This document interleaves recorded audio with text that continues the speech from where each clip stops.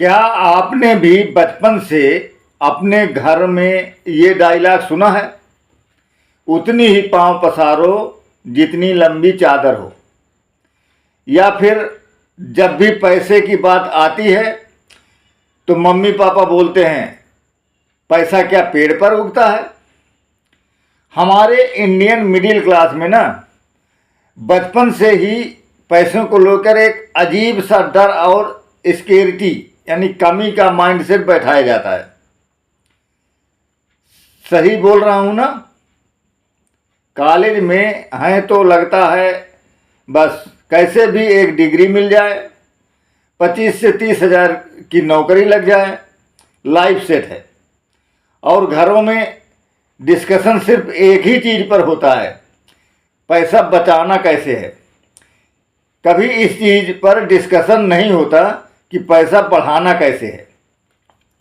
दोस्तों, इसी को कहते हैं स्केरिटी माइंडसेट, कमी की सोच। और अगर आपको इस ट्रैप से निकलकर एक रिच माइंडसेट बनाना है तो आपको अपनी साइकोलॉजी बदलनी होगी।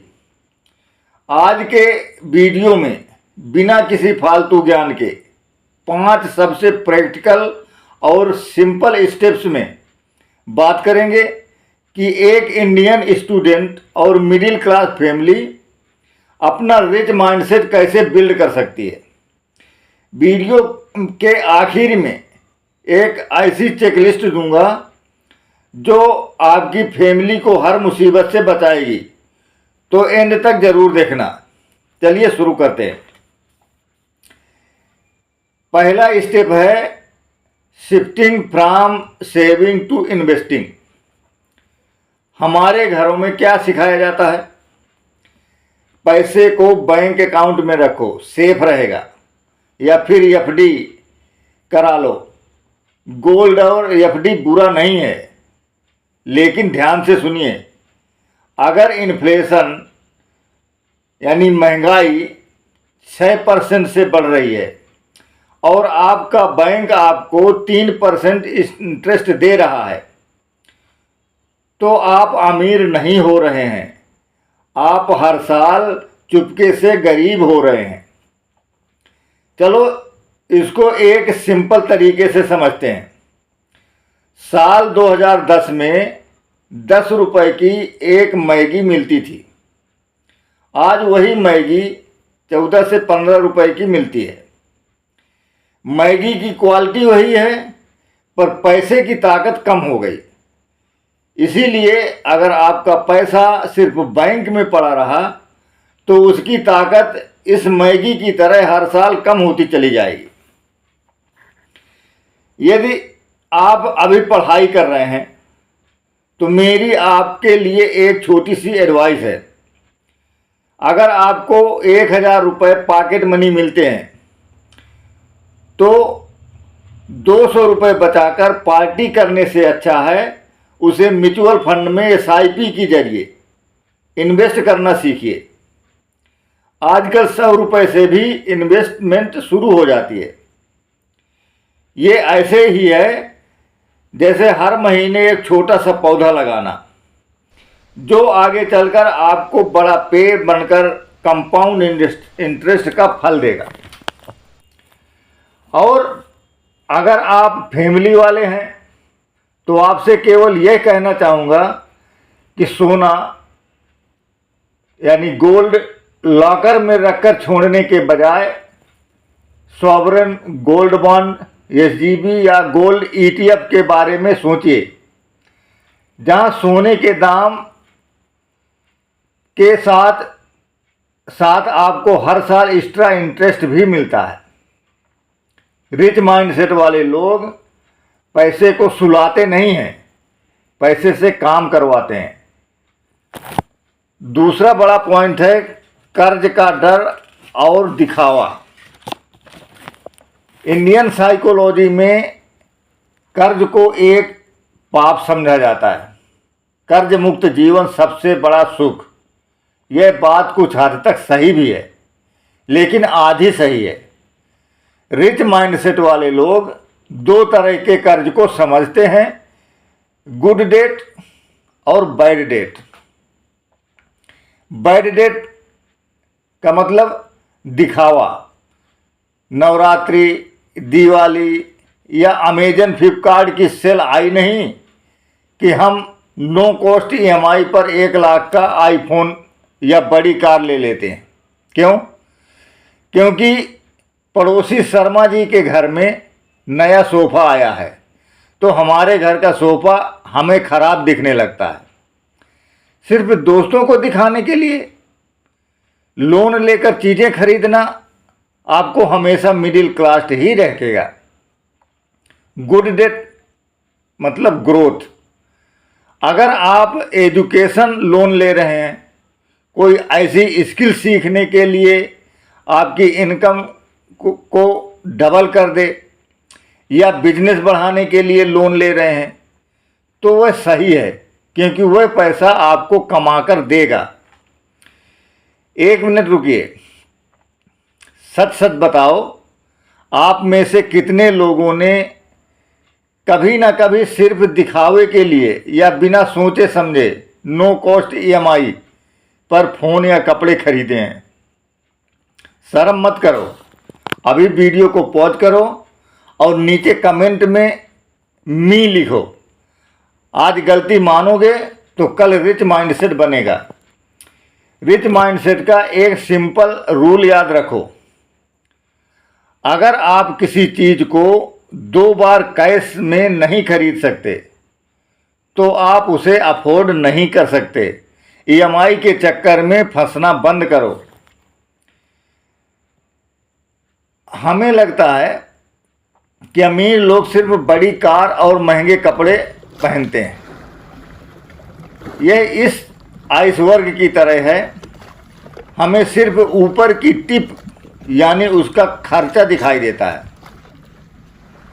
इसके नीचे जो छुपा है, जैसे उसका सेक्रीफाइस, उनकी फाइनेंशियल प्लानिंग और उनका एसेट बिल्ड करना, वह मिडिल क्लास को दिखता ही नहीं। हम सिर्फ ऊपर की चमक देखकर उन्हें कॉपी करने लगते हैं। इसे आसान भाषा में समझो। एसेट क्या है?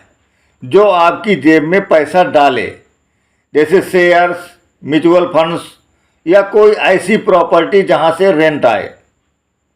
लायबिलिटी क्या है? जो आपकी जेब से पैसा निकाले, जैसे वह कार जिसका हर महीने पेट्रोल और मेंटेनेंस का खर्चा आपको अपनी जेब से देना पड़ता है। रिच माइंडसेट लोग पहले हमेशा एसेट खरीदते हैं, फिर उन एसेट्स की कमाई से अपने शौक पूरे करते हैं। और कॉलेज स्टूडेंट के लिए सबसे बड़ा एसेट क्या है? आप खुद। हमारे यहाँ माता पिता लाखों रुपया कॉलेज की डिग्री में लगा देते हैं, जो अक्सर 10 साल पुराना सिलेबस पढ़ा रही होती है। लेकिन जब 200 रुपये का कोई नया स्किल बेस्ड कोर्स जैसे AI tools, digital marketing, data analytics, coding लेने की बात आती है तो हम 10 बार सोचते हैं। डिग्री आपको सिर्फ एक नौकरी दे सकती है, पर सही स्किल आपको वेल्थ देगी। रोज का 1 घंटे अपने स्किल को अपग्रेड करने में लगाओ। चौथा स्टेप है, हर इंडियन के फैमिली के लिए सबसे ज़रूरी ओपन फाइनेंशियल डिस्कशन और इमरजेंसी फंड। हमारे घरों में जब बच्चे पैसे के बारे में पूछते हैं तो बोल दिया जाता है, तुम अभी पढ़ाई पर ध्यान दो, ये बड़ों का काम है। पापा चुपचाप अकेले सारा फाइनेंशियल स्ट्रेस झेलते रहते हैं, पर घर में शेयर नहीं करते। इस माइंडसेट को बदलना होगा। एक रिच माइंडसेट फैमिली वह होती है जहां महीने का बजट सारे सदस्य मिलकर बनाते हैं। घर में खुलकर चर्चा होनी चाहिए कि पापा पर कितना कर्ज है, घर का खर्च कितना है और हम कहां फालतू खर्च कर रहे हैं जो बचाया जा सकता है। इसके साथ ही हर मिडिल क्लास फैमिली के पास एक इमरजेंसी फंड होना ही चाहिए। इंडियन फैमिली में अगर कोई अचानक मेडिकल इमरजेंसी आ जाए तो पूरी जिंदगी के बचाए हुए पैसे एक झटके में ख़त्म हो जाते हैं। रिच माइंडसेट इंसान इसका हल पहले निकालता है। अगर आपके घर का महीने का खर्चा 30,000 रुपये है तो इसको 6 से मल्टीप्लाई करो, यानी 1,80,000 रुपये। ये पैसा एक अलग बैंक अकाउंट में इमरजेंसी फंड के नाम पर हमेशा होना चाहिए, जिसे आप नॉर्मल दिनों में टच भी नहीं करेंगे। यह पैसा आपको तब उधार लेने से बचाएगा जब कोई बीमारी या खुदा न खास्ता जॉब चली जाए। इस 5वां और अंतिम स्टेप है एबंडेंस माइंडसेट बिल्ड करना और फेलियर से न डरना। मिडिल क्लास साइकोलॉजी में सबसे बड़ा डर होता है लोग क्या कहेंगे, और अगर पैसा डूब गया तो। इस डर की वजह से हम कभी कोई नया बिजनेस, नया साइड हसल या कोई नया आइडिया ट्राई ही नहीं करते हैं। एक सेफ खेलते हैं और पूरी जिंदगी एक एवरेज लाइफ गुजार देते हैं। रिच माइंडसेट का मतलब ये नहीं है कि आप आंख बंद करके रिस्क लो और जुआ खेलो। इसका मतलब है कि आप कैलकुलेटेड रिस्क लो। अगर आप एक कॉलेज स्टूडेंट हो तो आपके पास खोने के लिए कुछ नहीं है, ना कोई परिवार की जिम्मेदारी है और ना कोई बड़ा लोन। यही सही समय है कोई साइड हसल शुरू करने का, फेल होने का और फिर से खड़े होने का। पैसा एक गेम की तरह है। अगर आप इसके रूल्स समझ गए तो आप जीतोगे जरूर। तो दोस्तों, रिच माइंडसेट कोई ऐसी चीज नहीं है जो रातों रात एक वीडियो देखकर आ जाए। यह एक रोज की हैबिट है। पड़ोसी को दिखाने के लिए खर्च करना बंद करो, खुद के दिमाग पर इन्वेस्ट करो और पैसे को सही जगह मल्टीप्लाई होने दो। अगर आप एक स्टूडेंट हैं तो नीचे कमेंट में लिखिए कि आप आज से कौन सी नई स्किल सीखने वाले हैं। और अगर आप एक पेरेंट हैं तो मुझे बताएं कि क्या आप अपने बच्चों के साथ फाइनेंशियल डिस्कशन करते हैं। अगर इस वीडियो से आपको थोड़ी सी भी वैल्यू मिली हो तो इसे अपने उस दोस्त को या फैमिली मेंबर के साथ शेयर ज़रूर करना जिसे आप बढ़ते हुए देखना चाहते हैं। वीडियो को लाइक एवं चैनल को सब्सक्राइब करना मत भूलना। मिलते हैं अगली वीडियो में। तब तक के लिए सीखते रहिए, बढ़ते रहिए।